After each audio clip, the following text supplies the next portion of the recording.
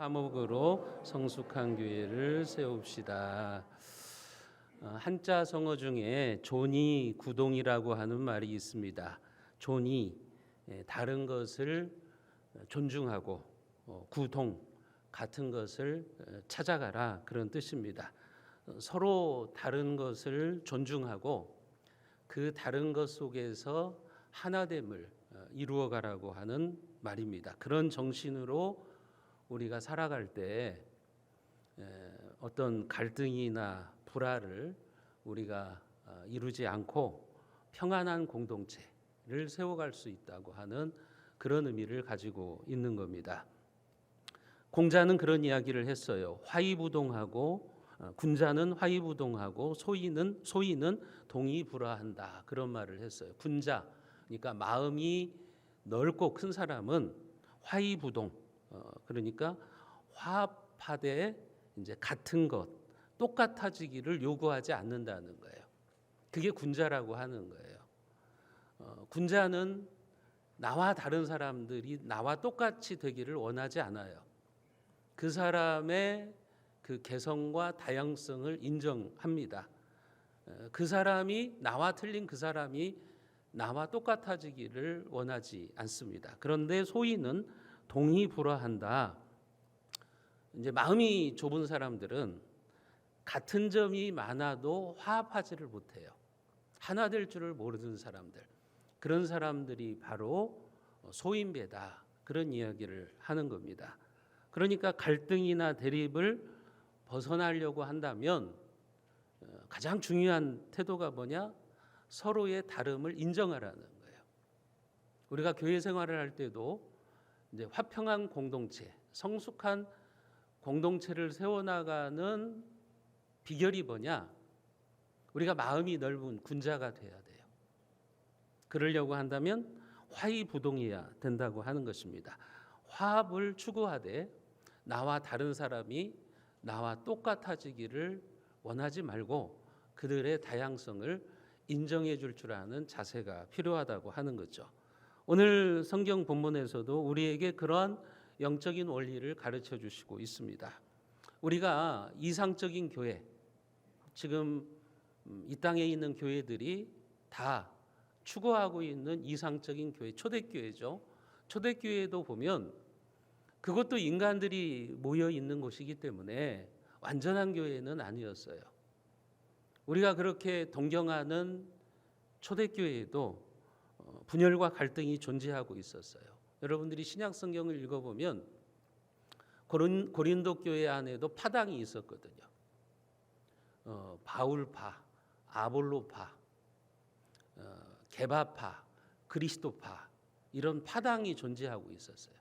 나는 아볼로 선생한테 세례받았다.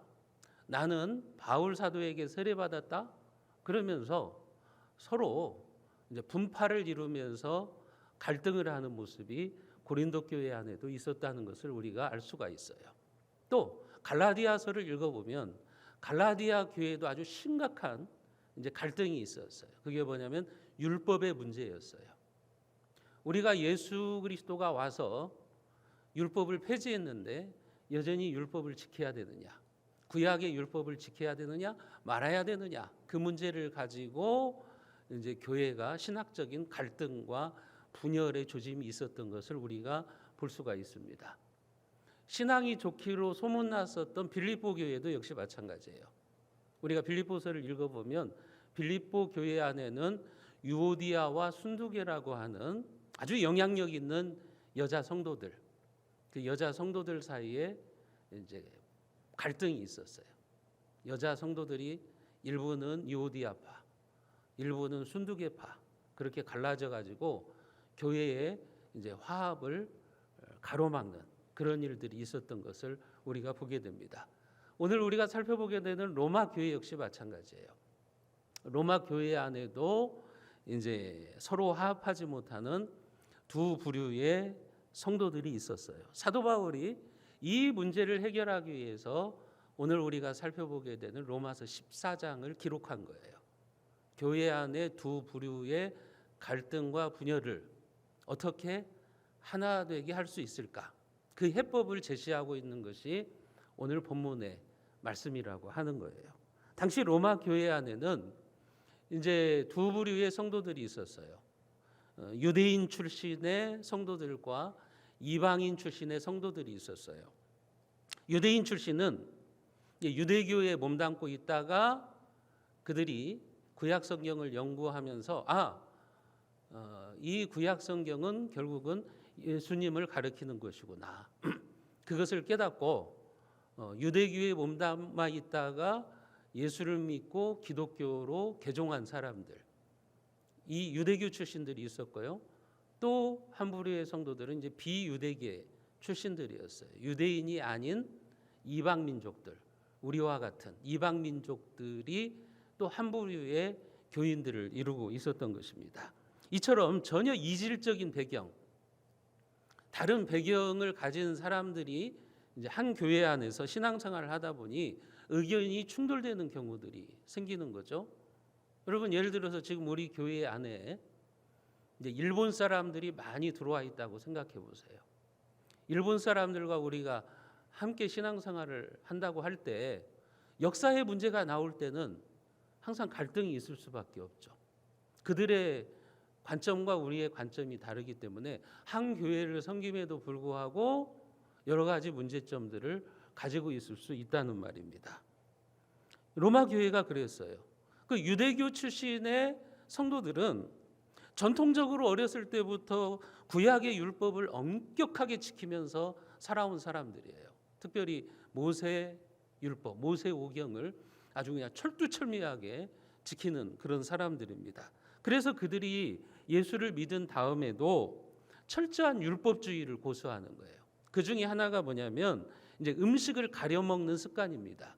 레위기에 보면 정결례가 나오잖아요. 이게 정한 음식과 부정한 음식, 거룩한 음식과 더러운 음식으로 이렇게 구별되어 있다고요. 예컨대 구약의 레위기에 보면 이제 돼지고기는 먹지 말아라. 이건 부정한 동물이다. 그렇게 나와 있지 않습니까? 그래서 이 유대교 출신의 성도들은 이런 그 음식을 가려 먹는 이런 모습을 보이고 있었던 거예요. 아무 고기를 먹는 것은 죄다. 우리가 경건하게 살려고 하면 이게 모세 율법처럼 우리가 정한 고기와 부정한 고기를 좀 분별해야지, 그걸 분별하지 않고 아무거나 먹으면 차라리 채소만 먹고 있는 게 낫겠다. 그렇게 주장하는 사람들이었다고 하는 거죠. 오늘날에도 교회 안에 그런 사람들이 있어요. 예컨대 순대를 안 먹는 분들이 있어요. 왜냐하면 성경에 보니까 피를 먹지 말라고 했는데 순대에는 피가 들어가 있다. 그러면 우리 순대 먹으면 안 되는 거 아니야? 기독교인들은 순대 먹으면 안 되는 거 아니야? 아직도 이런 구약의 율법주의에 이제 매달려 있는 사람들이 있다고요. 반면에 이방인 출신들은 그들과 완전히 다른 거예요. 예수를 믿었으면 예수님이 율법을 완성하셨는데 우리가 율법에서 자유로워졌다. 음식을 가려 먹을 필요가 없다고 하는 거죠. 이런 주장을 한 겁니다. 그러니까 이 문제는 단순히 음식의 선호도의 문제가 아니에요. 음식의 좋고 나쁨의 문제가 아니라 이건 신학적인 문제예요. 이 신학적인 문제 때문에 이제 로마 교회 안에 갈등이 존재하고 있었던 겁니다. 성도들 사이에 분열의 조짐이 있었던 거예요. 그러면서 서로를 비판하면서 갈등을 하게 되는 거죠. 유대교 출신의 성도들은 고기를 자유롭게 먹는 이방인 출신들을 보면서 저것들은 날라리 신자들이야. 성경을 제대로 안 지키는 날라리 신자들이야. 이렇게 비판을 하는 것이고, 이방인 출신의 성도들은 또 유대교 출신들의 그리스도인들을 비판하고 그런 일들이 있었던 거죠. 이런 배경을 가지고 여러분들이 오늘 본문인 로마서 14장 1절에서 3절을 보셔야 돼요. 그렇게 기록되어 있죠. 믿음이 연약한 자를 너희가 받되 그의 의견을 비판하지 말라. 어떤 사람은 모든 것을 먹을 만한 믿음이 있고 믿음이 연약한 자는 채소만 먹느니라. 먹는 자는 먹지 않는 자를 업신여기지 말고 먹지 않는 자는 먹는 자를 비판하지 말라. 이는 하나님이 그를 받으셨음이니라. 지금 사도 바울이 뭐라고 말해요? 서로 고기를 먹는 문제를 가지고 비난하지 말라는 거예요. 싸우지 말라는 거예요. 왜냐하면 이건 진리냐 비진리냐의 문제가 아니라고 하는 거예요. 이게 본질적인 문제냐 비본질적인 문제냐를 따질 때 이것은 진리의 문제, 본질적인 문제가 아니라 이것은 이제 부수적인 문제라고 하는 거예요. 상대방의 다름을 인정해 줘야 되는 문제라고 하는 거예요. 그렇게 진리의 문제가 아닌 것을 가지고 서로 물고 뜯는다는 것은 참 답답하고 부끄러운 일이다. 교회의 하나됨을 깨트리는 잘못된 행동을 하고 있는 것이다. 바울이 지금 그런 의도로 로마서 14장을 쓰고 있는 겁니다. 여러분, 우리가 신앙생활을 하면서 기억해야 되는 아주 중요한 원칙이 있어요. 그것은 여러분들이 본질적인 문제와 비본질적인 문제를 구분하시는 거예요. 진리의 문제와 비진리의 문제를 구분할 줄 아시는 거예요. 쉽게 말해서 핵심적인 교리에 있어서는 우리가 하나 돼야 돼요. 진리의 문제는 양보할 수가 없어요. 그래서 똘똘 뭉쳐야 돼요. 예컨대 지금 뭐 민주당에서 포괄적 차별금지법을 힘으로 통과시키려고 하고 있어요. 기독교인들이 지금 그 법을 막고 있잖아요. 거기에는 우리가 하나로 똘똘 뭉쳐야 돼요. 교파를 초월해서, 교회를 초월해서 하나로 똘똘 뭉쳐야 돼요. 왜요? 그건 진리의 문제이기 때문에 하나 돼야 되는 거예요. 진리의 문제는 우리가 의견을 달리하면 안 돼요. 그러나 비진리의 문제가 있죠. 예를 들면 그 진리를 우리가 사수함에 있어서 방법론은 다를 수 있어요. 교단마다 다를 수 있고 사람마다 다를 수 있어요. 그 방법론은 이제 비본질적인 문제예요. 그것은 우리가 서로의 다름을 인정해 줄 줄 알아야 되는 거죠. 쉽게 말하면 핵심적인 교리, 기독교의 핵심적인 교리, 이것은 우리가 양보할 수 없어요. 그래서 전 세계의 모든 교회의 성도들이 예배를 드릴 때 그 사실을 고백하는 거예요. 그게 바로 뭐냐면 사도신경입니다. 여러분, 장로교든 오순절 교회든 감리교든 침례교든 기독교 모든 기독교인들이 공통적으로 교단마다 조금 색깔은 다르고 신학은 조금 달라도 기본적으로 모든 그리스도인들이 함께 고백하는 신앙 고백이 사도신경이에요. 그렇기 때문에 여러분들이 어떤 교회가 이단인가 아닌가 구별하는 좋은 방법 중에 하나는 그 교회가 사도신경을 고백하고 있느냐 아니냐예요. 그것을 가지고 우리는 분별을 하는 거예요. 그러니까 2000년 역사 속에서 만들어낸 모든 그리스도인들의 공통 신앙 고백, 이건 진리죠, 진리. 이것에 있어서는 우리가 하나 되는 겁니다. 하나가 되어서 똘똘 뭉쳐야 되는 겁니다. 그 문제에 있어서는 우리가 양보하면 안 돼요. 특별히 사도신경은 삼위일체를 고백하는 신앙 고백이에요. 삼위일체를 인정하지 않는 여호와의 증인이라든지 이런 사람들은 우리가 그래서 이단으로 여기는 거예요. 대학생들이 캠퍼스에 가보면 사도신경을 부정하는 캠퍼스의 선교단체들도 있어요. 이 단체들은 아주 위험한 단체들입니다. 여러분, 그렇게 진리의 문제에 있어서는 우리가 하나가 되는 거예요. 예컨대 사도신경을 고백하면서 우리는 예수님의 초림과 재림을 고백하잖아요. 거기로부터 산자와 죽은 자를 심판하러 오시리라. 예수님의 초림과 재림을 모든 교회는 다 인정을 하는 거예요. 그러나 예수님의 재림의 방식, 재림의 시기에 대해서는 이제 조금 관점이 다를 수가 있어요. 뭐 전문적인 거지만 전천년설, 뭐 후천년설, 무천년설 이런 이론들이 있어요.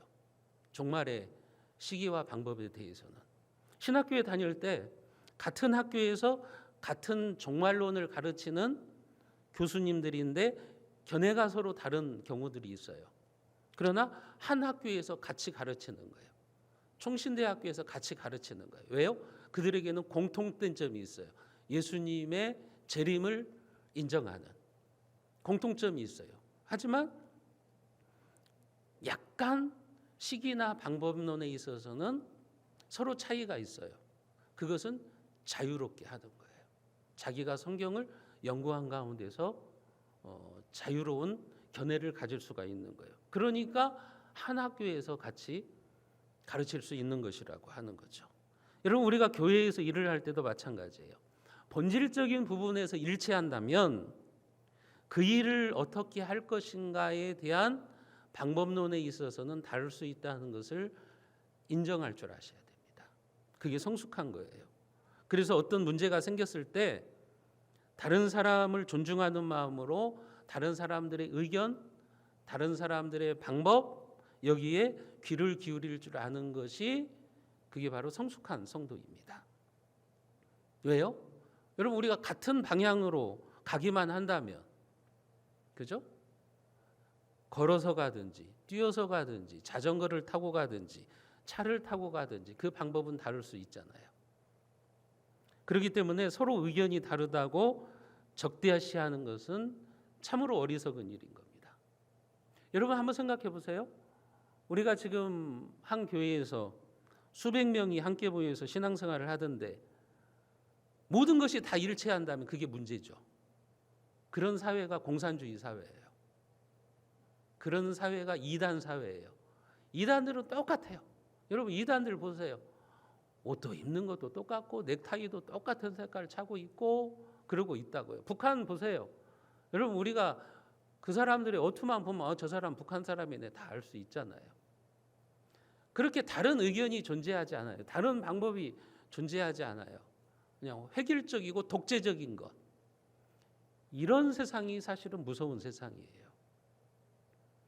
여러분, 민주주의가 왜 공산주의보다 더 탁월하고 더 잘 살고 발전이 이루어지는 걸까요? 다양한 의견이 존중되니까 그러는 겁니다. 공산주의는 그게 안 되는 거예요. 그냥 자기들 이념에 따라서 그 이념을 추구하는 데 있어서 수단과 방법을 가리지 않고 이루려고 하는 거예요. 그러니까 획일화되는 거예요. 다른 견해를 인정해 주지 않으려고 하는 거예요. 이게 우리의 교회 생활에서도 그렇다고 하는 거죠. 여러분, 다른 것은 틀린 것이 아닙니다. 다른 것을 틀리다고 생각하면 서로를 인정해 줄 수가 없어요. 그러면은 그 사회는 아주 경직단 사회, 그리고 독재 사회가 되는 거죠. 여러분, 뉴스 같은 데에서 각 정당에서 다른 소리를 내는 사람이 있어요. 국회의원들 중에. 근데 너는 틀렸어 하고 그런 사람들을 죽이는 것은 그건 건강한 정당이 아니에요. 그런 정당은 여러분 독재예요, 독재. 다양한 의견이 있어야 되는 거예요. 자기 당을 비판하는 의견도 필요한 거예요. 근데 왜 그런 것들을 인정하지 못하는 거죠? 우리와 다른 것은 틀린 거야. 이렇게 되는 거예요. 그러니까 비난하고 정죄하고 그런 일들을 하는 거죠. 교회에서도 마찬가지죠. 여러분, 모든 사람들이 똑같은 생각을 하고 있고 획일화되게 움직인다면 그게 제대로 된 공동체이냐고요. 하나님은 우리에게 다양성을 주셨어요. 우리는 그래서 서로 달라요. 그것을 인정해야 돼요. 그럴 때 화목한 신앙생활을 할 수가 있는 겁니다. 그러면 서로를 인정하는 신앙생활의 원리는 뭐냐? 먼저는 서로의 다양성을 인정해야 돼요. 오늘 1절 말씀을 우리가 같이 한번 읽어봅니다. 1절입니다. 믿음이 연약한 자를 너희가 받되 그의 의견을 비판하지 말라. 여기에 보면 서로를 받으라 지금 그랬죠? 서로를 받아라, 포용하라는 말이에요. 영어 성경에 보면 뭐라고 말했냐면 받으라는 말이 웰컴이라는 말이에요. 환영하라는 말이에요. 웰컴, 좋다. 나와 의견이 다르냐? 좋다는 거예요. 환영한다. 얼마든지 내가 받아들이겠다. 포용하겠다. 그런 태도를 가지고 있어야 된다는 거예요. 그런 사람이 성숙한 사람들인 거죠. 여러분, 그런데 나와 다른 것은 틀린 거야 하고 배척하면 그 사람은 독단적인 사람인 겁니다. 우리는 다른 사람을 웰컴해야 돼요. 로마 교회 안에 고기를 먹는 사람이 있고 안 먹는 사람이 있어요. 신앙적인 이유 때문에 고기를 안 먹어요. 그럼 받으라는 거예요. 좋다. 그것도 당신이 하나님을 위해서 하는 거니까 웰컴한다. 환영한다. 우리가 인정해 주자. 그런 태도를 가지라고 하는 거죠. 여러분, 그래야 화목한 교회를 세워갈 수가 있는 겁니다. 우리가 신앙생활 할 때도 마찬가지예요. 여러분, 기도를 한번 생각해 보세요. 모든 성도에게 성경은 뭐라고 말해요? 기도해라. 쉬지 말고 기도해라. 이것은 본질의 문제예요. 성도들은 기도하는 것이 당연한 거예요. 그래서 성경에 보면 명령형으로 나와요. 이건 우리의 선택의 문제가 아니라는 거예요. 쉬지 말고 기도해라. 하나님의 명령. 그렇기 때문에 이것은 본질적인 문제예요. 본질적인 문제. 그런데 언제, 어디서, 어떻게 기도할 것인가 하는 것은 비본질적인 문제예요. 그래서 자유가 있어야 되는 거예요. 예를 들면 어떤 사람은 새벽 기도를 좋아해요. 성경에 보니까 내가 새벽을 깨우리로다. 그런 말씀이 있어요. 그래서 그 성도가 그래, 새벽 예배가 좋아. 새벽 기도회가 좋아. 해서 그 사람은 새벽 시간에 기도하는 것을 선호해요. 새벽에 하나님이 도우시리로다. 성경에 그런 말씀도 있잖아요. 또 예수님의 모습을 보세요. 새벽 아직도 밝기 전에 예수께서 일어나 나가 한적한 곳으로 가셔서 거기서 기도하시더니 예수님이 새벽 기도하셨잖아요. 그래서 이 성도는 이런 구절들의 감동을 받아가지고 새벽에 기도하는 거예요. 그런데 어떤 성도는 밤 기도를 좋아해요. 성경에 보면 그런 말씀이 있어요.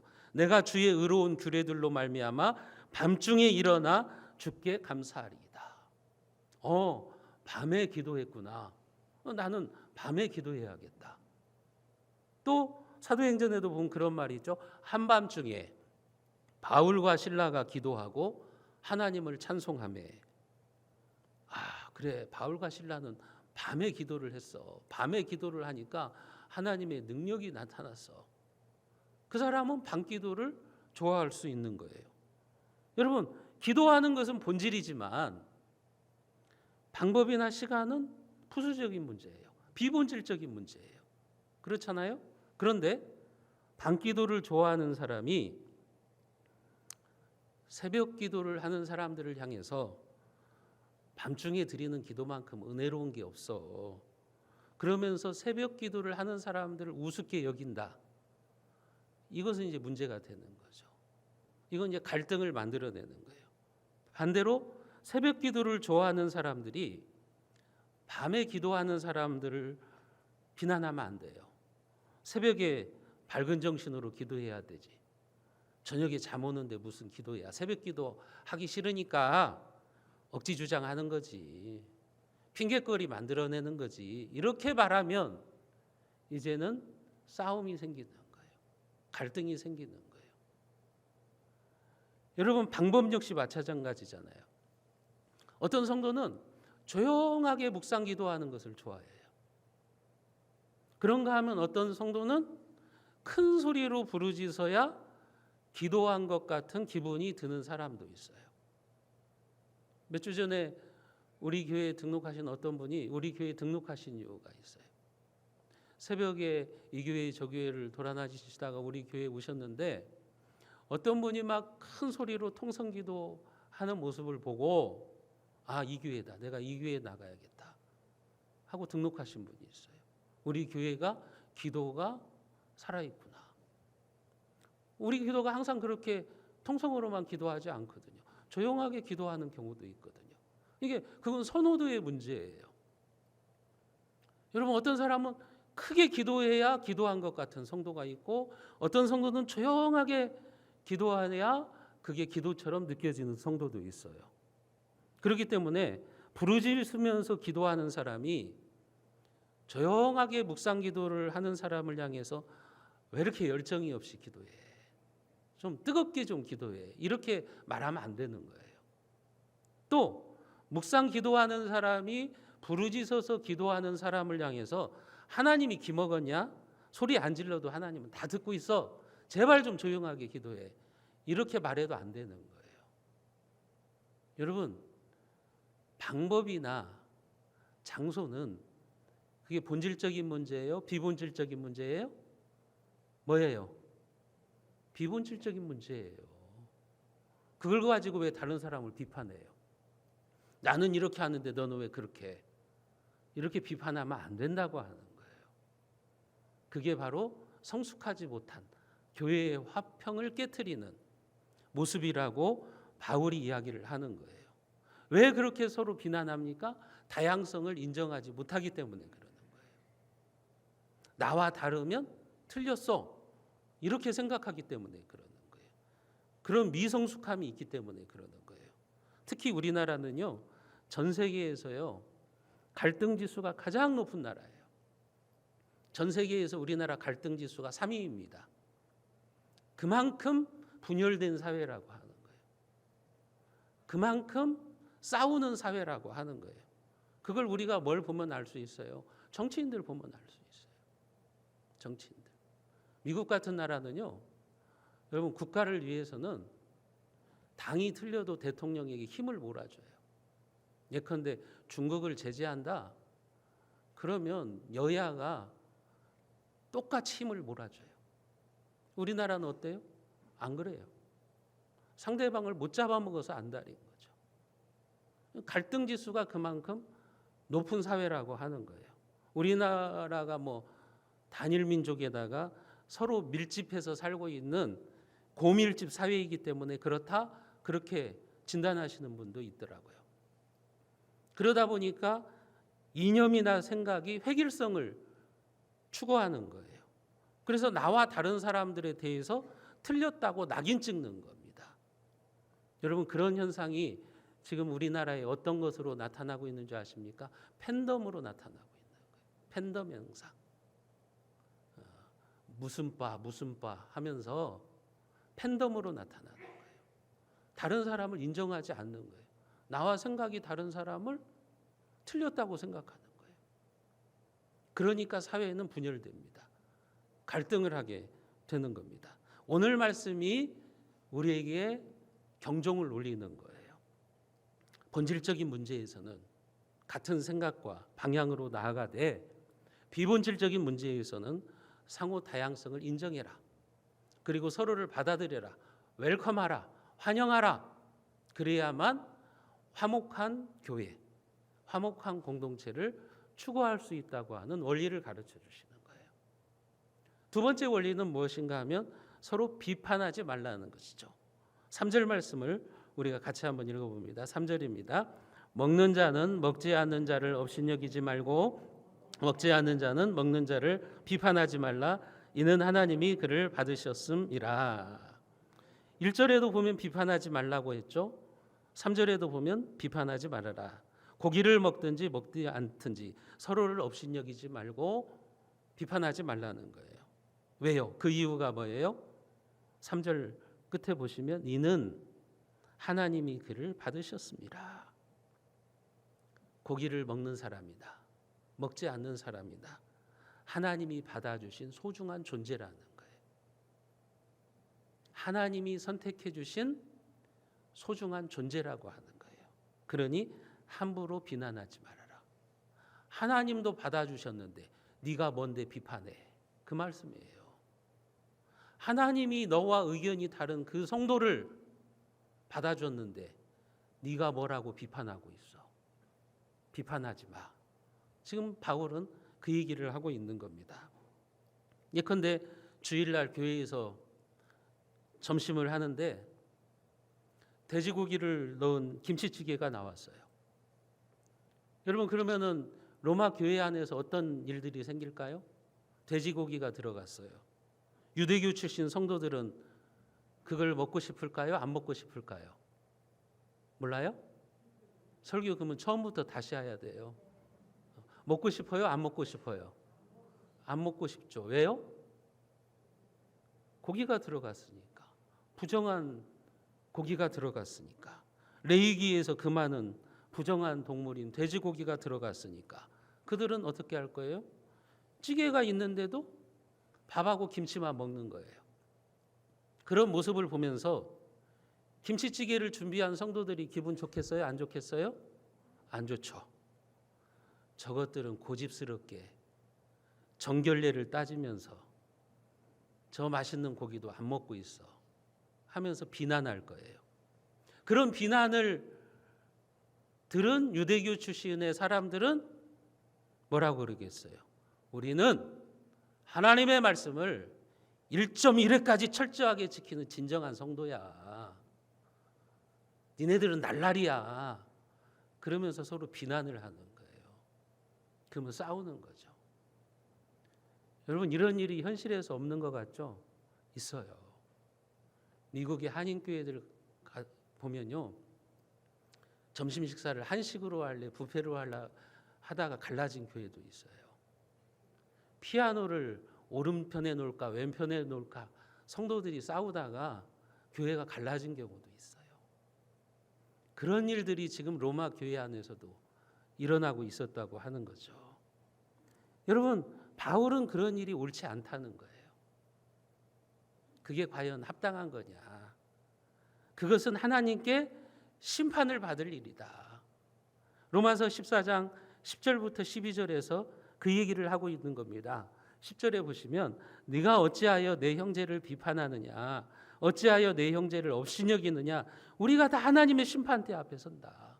언젠가 하나님 앞에 우리가 설 텐데, 그때 11절에 보시면 기록되어 있으되 주께서 이르시되 내가 살았노니 모든 무릎이 내게 꿇을 것이요 모든 혀가 하나님께 자백하리라. 우리의 혀가 하나님 앞에 자백하게 됩니다. 내가 다른 사람을 비난했어요. 그 혀를 가지고 하나님 앞에 서야 돼요. 그리고 평가받아야 돼요. 너 왜 형제자매를 비난했어? 여러분 12절에도 보세요. 이러므로 우리 각 사람이 자기 일을 하나님께 직고하리라. 하나님 앞에 직고해야 돼요. 내가 비난한 말을 가지고, 내가 누군가를 헐뜯고 뒷담화한 것을 가지고 하나님 앞에 직고해야 돼요. 바울은 지금 그러잖아요. 우리에게 이런 날이 있을 건데 그래도 비판할래? 그래도 나와 다른 사람이라고 그렇게 정죄하고 비난하면서 교회 생활을 할 것이냐? 라고 하면서 이야기를 해주고 있는 겁니다. 언젠가 하나님 앞에 내 인생의 보따리를 들고 서야 되는 날이 있을 텐데 우리가 다른 사람에 대한 경솔한 판단이나 비판, 그것을 자제하면서 살아가라. 비판이나 정죄하면서 교회의 화목을 깨트리지 말고, 본질적인 문제에 있어서는 우리가 하나 되지만 비본질적인 문제에 있어서는 서로 자유롭게 인정해줘라. 그 얘기를 하고 있는 것이죠. 한 번은 기독교 잡지사에서 목사님들을 대상으로 설문조사를 했어요. 교회에서 제일 불편하고 무서운 사람이 누구인가? 제 1위가 어떤 사람이냐? 40일 금식 기도한 사람. 2위가 어떤 사람이냐? 철야기도 잘하는 사람. 3위가 어떤 사람이냐? 신학 공부한 장로님. 여러분, 금식기도, 철야기도, 신학 얼마나 좋은 거예요. 하나님이 기뻐하시고 하나님께 쓰임받는 영적인 방법이잖아요. 그런데 나 40일 기도했는데 40일 기도 안 한 사람은 기도도 안 한 거야. 이러면서 다른 사람을 비난한다면 차라리 40일 금식 기도하지 말고요. 그냥 음식 배불리 먹어요. 그게 좋아요. 그게 더 하나님 앞에서 좋은 일이에요. 철야기도 해놓고 하는 말들이 뭐냐? 교회에서 기도나 꽤나 한다는 사람들이 입에서 나오는 말이 뭐냐? 그런 말들이죠. 우리 교회 장로님들은 기도 안 해. 우리 교회 목사님은 지식적으로는 많이 아는데 기도는 열심히 안 하는 것 같아. 하면서 자기의 잣대로 다 정죄하는 거예요. 비난하는 거예요. 이런 사람들이 바로 교회의 화목을 깨트리는 사람들이라고요. 하는 거죠. 신학 공부했으니까 얼마나 좋아요. 근데 신학 공부를 한 분이 목사가 설교하고 나면 이 설교는 이래서 잘못됐어, 저 설교는 저래서 잘못됐어 비난한다면 그 사람은 차라리 신학 공부 안 한 게 좋아요. 제가 전에 군산에서 부목사 생활을 할 때 그 교회에 그런 장로님이 있었어요. 총신대학교를 나오신 분이 있어요. 설교만 끝나면 목사님한테 전화해요. 목사님 오늘 설교는 이 부분에 있어서 우리 개혁주의에 맞지 않습니다. 이 부분에 있어서 잘못 해석했습니다. 그렇게 하시는 분도 있더라고요. 제가 직접 봤으니까. 여러분, 그런 분들은 차라리 신학 공부 안 하신 게 나아요.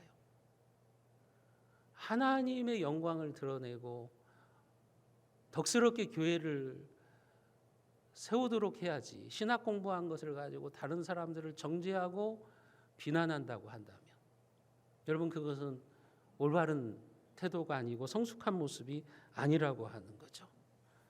어거스틴은 우리에게 이렇게 말했습니다. 우리가 신앙생활을 하면서 지켜야 되는 원칙, 본질적으로는 통일되고 비본질적인 것에는 자유로우며 모든 일에 있어서는 사랑을 나타내라. 그러니까 본질적인 것, 진리의 문제에 있어서는 하나로 똥똥 뭉치라는 거예요. 하나로 힘을 모아야 된다는 거예요. 예를 들면 제가 사회에 비성경적인 법안을 만들기 위해서, 기독교를 제어하기 위한 법안을 만들기 위해서 정부 단체가 어떤 일을 할 때 제가 나가서 그 반대 운동을 하면 여러분들은 하나가 돼 주셔야 되는 거예요. 목사가 쓸데없는 짓 하고 있는데 그러시면 안 되고, 그러니까 본질적인 것에 있어서는 통일되라는 거예요. 한 목소리를 내라는 거예요. 그리고 비본질적인 문제들, 그러니까 진리의 문제가 아니라 이제 비진리의 문제에 있어서는 서로에게 자유가 있는 거예요. 그러니까 시비를 걸지 말라는 거예요. 서로를 인정해 주라는 거예요. 그러나 모든 일에 있어서는 사랑을 나타내라. 모든 일을 사랑의 관점에서 하라고 하는 겁니다. 그게 바로 화평한 공동체를 세우는 원리라고 하는 거죠. 사랑하는 성도 여러분, 지금 여러분들이 혹시 다른 사람의 믿음을 비판하지 않고 받아들이기 위해서 내려놓아야 될 것이 무엇인가를 한번 생각해 보십시오. 혹시 나는 나와 다른 사람을 비난하고 정죄하고 그런 소인배처럼 신앙생활을 하고 있는 것은 아닌가 한번 생각해 보십시오. 본질적인 문제에는 하나가 되십시오. 나와 다른 사람을 비판하지 마시고 여러분 그분들을 받아들이십시오. 그리고 모든 일을 사랑의 관점에서 하세요. 아무리 정의고 뭐 개혁이고 사랑이 빠지면요 알맹이 없는 거예요. 아무리 자기를 불살라서 구제할지라도 사랑이 빠져버리면 그건 쓸데없는 짓이 되어버리고 마는 거예요. 모든 일에 우리는 사랑을 추구해야 되는 겁니다. 그런 원리를 가지고 여러분들이 신앙생활 하셔서 저와 여러분들에게 하나님께서 신앙생활의 풍성한 기쁨과 화목을 누리는 은혜를 베풀어 주시기를 주님의 이름으로 축원드립니다.